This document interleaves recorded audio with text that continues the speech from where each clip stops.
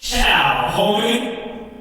And before we get started with the predictions, let me give you a little key into how I calculate past competition performances if they weren't done in an international competition like this one. So if the performance was done at an international competition, they get 100% of their strength rating from my block's strongest algorithm. If it was done at a continental competition like Middle East Strongest Man or Europe's Strongest Man, they get 90% of that strength rating. A country like America's Strongest Man or England's Strongest Man would be 80% of the strength rating that my algorithm has calculated. Amateur Worlds would be 70%. A country or continent qualifier, like they were in the qualifier for UK's and did well in that event but didn't make it to the finals, that would be 60% weighting. A state competition would be 60% as well. And then if I didn't have that particular event data for that competitor, meaning like Marcus Crowder, for example, I think has never done a super yoke in any of the competitions that I was able to find, I take a 10% deduction and derive it from the closest other event that he's done. So that's how I figure everything out. Let's take a look at the predictions. The last semifinal event at the 2021 official Strongman Games is the carry and drag. So again, it's a sandbag, Husafeld, carry, drop them onto a sled, and drag the sled back. So let's have a look at some of the research I used to come up with my predictions for this event. So again, the way I figured this out is when this competitor did this event at a particular competition, I take the points earned out of points possible, and then I aggregate that across all the competitions that they've done this particular event. Some of them haven't done this specific type of event, so I had to do my best and use multipliers as needed to compensate for the fact of whether it was an international competition, national, or something smaller. So Alexander Kopp did a block carry, 60 rating there. Aurelien Lejeune is 39.32 if we count all the different carries and loading races he's done. Bradley Pillow is a 90, so very good event for Bradley. Denis Berezhnik, frame carry was done, and carry medley for time was done at various competitions, so 59.72 for him. Emmanuel Frias, a very good score, 81.08, so Emmanuel's getting very good ratings in a lot of these events.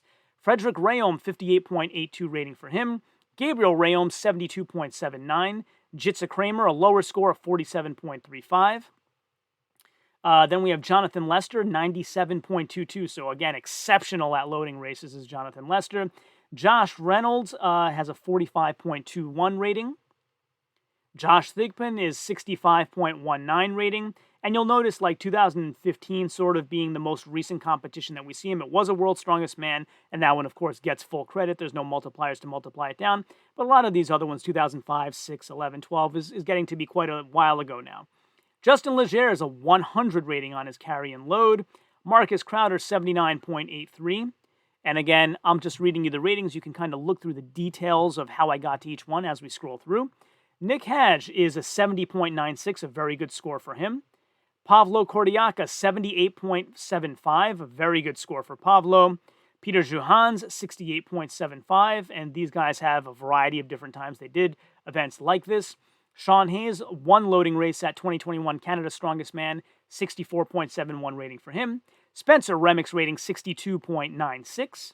Stefan Sekej rates 61.19 out of a possible 100 points. Tim Buck is a 0, so he had a wheelbarrow carry for time at 2021 Strongman Corp Nationals. I didn't actually catch his performance. I don't know why he zeroed that, but that's the only carry I have for him, unfortunately. Tyler Cotton is 77.94, a very good score through a variety of different competitions. Wesley Claiborne, 53.4, so a decent score for him, again, through many, many, many competitions here, as you can see. Zach Hash, 57.73, and that's my detailed analysis and research for how everybody did in these types of events over many, many years. So let's have a look at how that feeds into the predictions. So starting off with the carry and drag at the bottom of the lineup, we have Tim Buck with, had to give him a rating of 1. We have Stuart Graham, 6 points. Joe Stella, 7 points. Ayub Muhammad, 8 points. So those 4 guys I didn't really have good data for, so I had to unfortunately put him at the bottom of the list. Unfair as it may be, I didn't have any other way to do it, unfortunately. 9 points will go to Ronnie Benekin with a 25 rating. 31.5 rating to Alex Kopp will get 10 points. 11 points will go to Terrence Gilbert with a 33.34 rating. 12 points go to Josh Reynolds with a 35.5 rating. And as you can see in the calculations in my toolbar above, I had to do a 0.7 multiplier because it was done at probably an amateur worlds is what 0.7 usually means in my algorithm. We then have a 38.8 rating for Orion Lejeune, and he gets 13 points. 14 points for Spencer Remick, his rating is 40. 15 points to Bradley Pillow, his rating is 45. Jitsa Kramer's rating 46.15 for 17 points. Same rating for Zach Hadge, but this didn't have a bearing on on who made the finals and who didn't, so I didn't go crazy with splitting them apart here. Frederick Rayom, 47.06 rating for 18 points. Then we have Justin Legere with a rating of 50, so again, he had 100. He won this event, but at a smaller competition, so I had to multiply him down. 19 points for Justin. Still very good point scoring there. 20 points for Sean Hayes, 51.77. 21 points for Wesley Claiborne, 51.97 rating for him over his career. Manuel Frias gets 22 points here, a rating of 56.76 after we account for the competition not being international. Marcus Crowder, 56.82, and again, you see some calibrations in his calculation as well. 24 points go to Tyler Cotton, who rates 60. 25 points to Peter Juhans, 61.67 rating. A 64.45 rating for Jonathan Lester. He gets 26 points.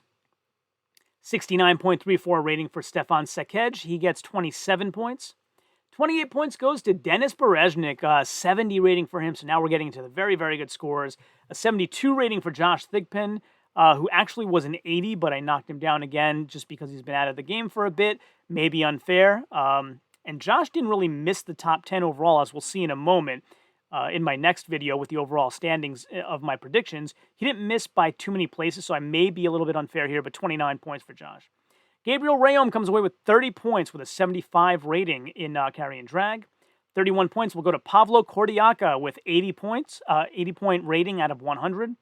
And that means that Nick Hadge will win. He's got a 90 rating in carry and drag competitions, 32 points for Nick Hadge. So those are your top 3 performers in the 2021 official Strongman Games Open Men's Class Carry and Drag. Nick Hadge, Pavlo Kordiaka, and Gabriel Rayom.